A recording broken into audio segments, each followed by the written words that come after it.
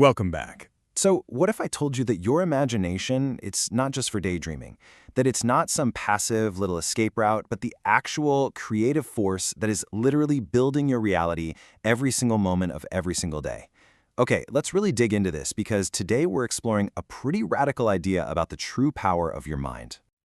This right here, this one sentence, is the foundation of everything we're going to cover today. It's a huge claim, I know. It basically flips our whole idea of cause and effect on its head. The premise is, well, it's simple. The world you experience isn't something that just happens to you. It's something that flows from you, specifically from your own powerful imagination. So to really get this, we have to throw out our old definition of imagination. We're not talking about idle fantasy or, just simple wishful thinking. No. According to our source material, we need to understand imagination for what it really is. The fundamental creator of our world. Let's break down what that actually means. And here's where things get really, really interesting. The source material draws a direct line, an equation really. It says that your imagination, your basic sense of awareness, that feeling of I am, is the exact same creative power that ancient scriptures call God. So what does that mean? It means the creative force of the universe isn't some old man in the sky. It's right inside you. It's your own consciousness, and it's working 24/7. You see, the crucial point is this. We are always creating. Every single thought, every feeling, every little inner conversation we have, it's an imaginal act. It's like planting a seed for something that will happen in the future. The good stuff, the bad stuff, the totally neutral stuff, it all comes from this inner activity. The whole key, then, is to start using this incredible power consciously. I know this might sound a little abstract, so let's look at a really powerful case study from our source to see how this plays out in the real world.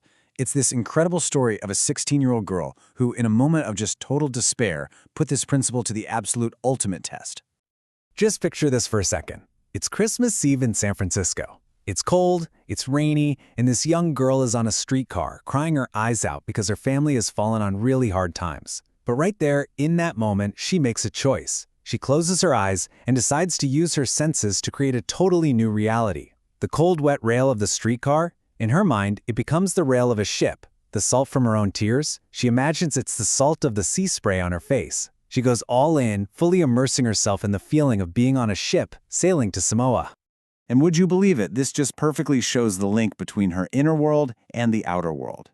Just 2 weeks after that imaginal journey on the streetcar, a check for $3,000 shows up completely out of the blue from an aunt. And then, 1 month to the day after that miserable Christmas Eve, she wasn't just imagining it anymore. She was physically on a ship sailing for Samoa. And here it is. This is the part that gives me chills. The undeniable proof. As she's standing on the deck of that real ship, feeling the real sea spray, a man standing next to her leans over and says the exact words she had heard in her imagination a month earlier. Her internal scene had become her external reality, right down to the last perfect detail. Incredible. Okay, so if our imagination is really that powerful, how do we actually use it on purpose? Well, our source gives us this really beautiful, simple metaphor for it. You are the potter, and your life circumstances, that's the clay. So let's look at the practical method that comes from this amazing idea. It's really just a simple 3-step process. First, you identify what you want to change. That's the misshapen vessel. This could be literally anything in your life you're not happy with. Second, you go to the potter's house, which is just a cool way of saying you retreat into your own mind. And third, you mentally rework that situation. You revise the scene over and over until it looks and feels exactly like your ideal.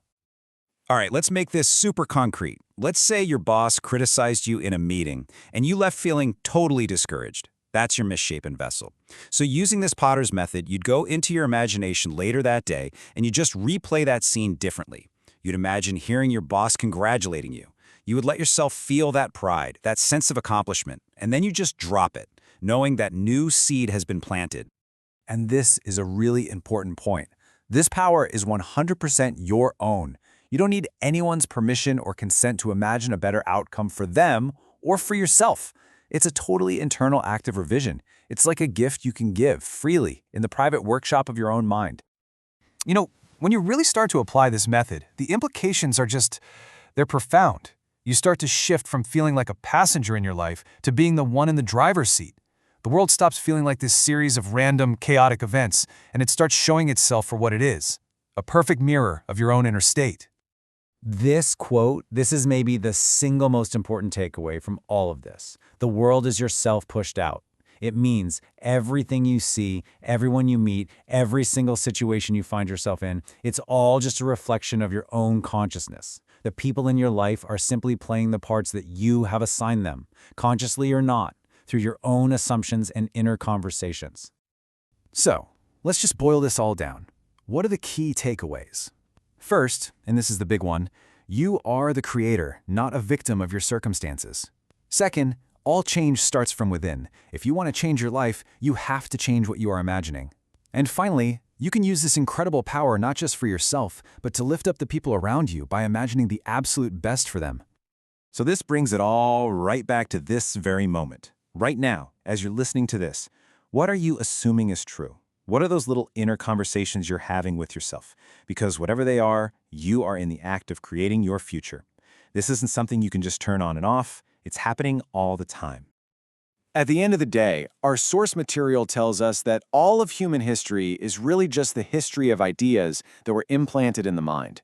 The ideas you accept as true, the feelings you let yourself live in, these are the seeds that will eventually grow into the garden, or maybe the wasteland of your life. The power is yours. The only real question is, how are you going to choose to use it?